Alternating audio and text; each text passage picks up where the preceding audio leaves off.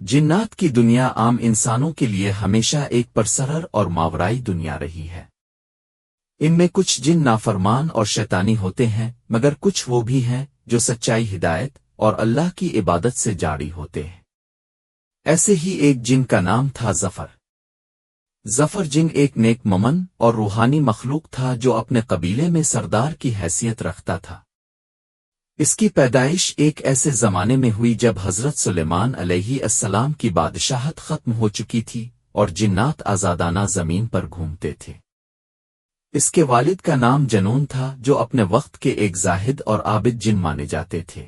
ظفر اپنے بچپن سے ہی اپنے قبیلے میں علم، عدل اور عبادت سے پہچانا جاتا تھا، اور وہ ان جنات میں شامل تھا جنہوں نے انسانوں سے جنگ و فساد نہیں کیا بلکہ ان کی رہنمائی کے خواہاں رہے۔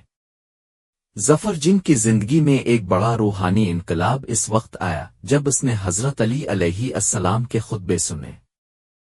کچھ روایات کے مطابق حضرت علی علیہ السلام نے کوفہ کی جامع مسجد میں جنات کو خطاب کیا اور وہاں ظفر جن نے اسلام قبول کیا۔ اس نے امرالمامنے علیہ السلام کے ہاتھ پر بیعت کی اور ان کا روحانی غلام بن گیا۔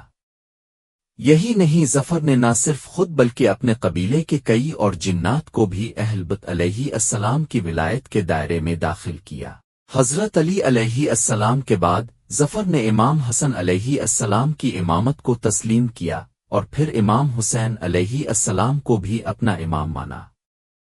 اس نے ہر زمانے میں اپنی وفاداری ثابت کی، چاہے وہ غیبی دعاؤں کے ذریعے ہو یا ظالموں کے خلاف خفیہ مدد۔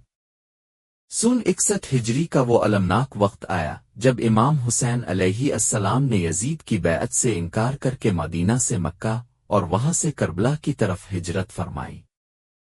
ظفر جن کو جیسے ہی اس بات کی خبر ملی، اس نے اپنی پوری جنتی جماعت کو جمع کیا اور کہا، ہمارا امام تنہا ہے اور ہم خاموش نہیں رہ سکتے۔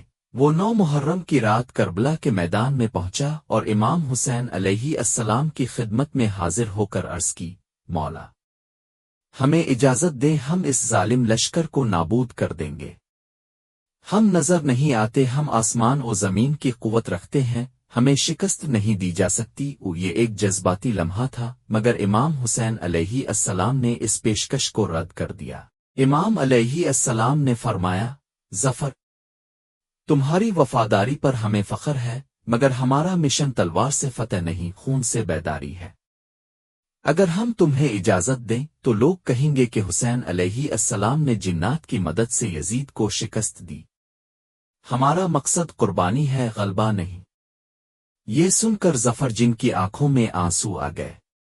وہ امام علیہ السلام کے قدموں میں گر گیا اور عرض کی، مولا، اگر جنگ کی اجازت نہیں تو کم از کم ہمیں رونے کی اجازت دیجیے۔ امام علیہ السلام نے فرمایا، ظفر، تم اور تمہارا قبیلہ ہمارے لیے ماتم کر سکتے ہو، یہ نوحہ قیامت تک جاری رہے گا۔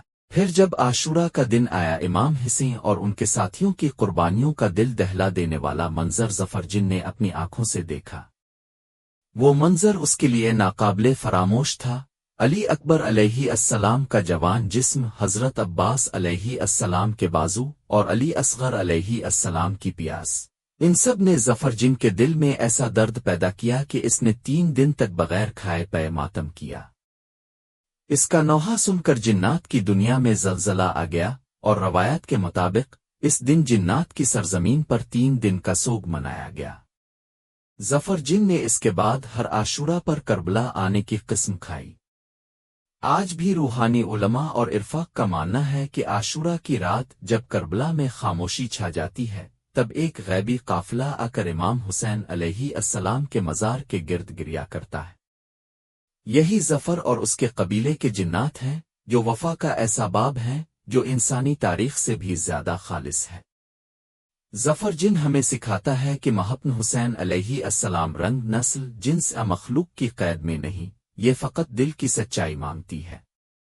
ظفر جن ہمیں یہ سکھا گیا کہ حسین صرف انسانوں کے امام نہیں، وہ حق کے امام ہیں، اور جو بھی دل سے حق کو پہچانے، چاہے وہ جن ہو یا انسان، وہ حسین علیہ السلام کا پیروکار ہے۔ کربلا ہمیں صرف یہ نہیں بتاتی کہ ظلم کے خلاف کھڑا ہونا ضروری ہے، بلکہ یہ بھی سکھاتی ہے کہ حق کے لیے ہر قربانی چھوٹی ہے۔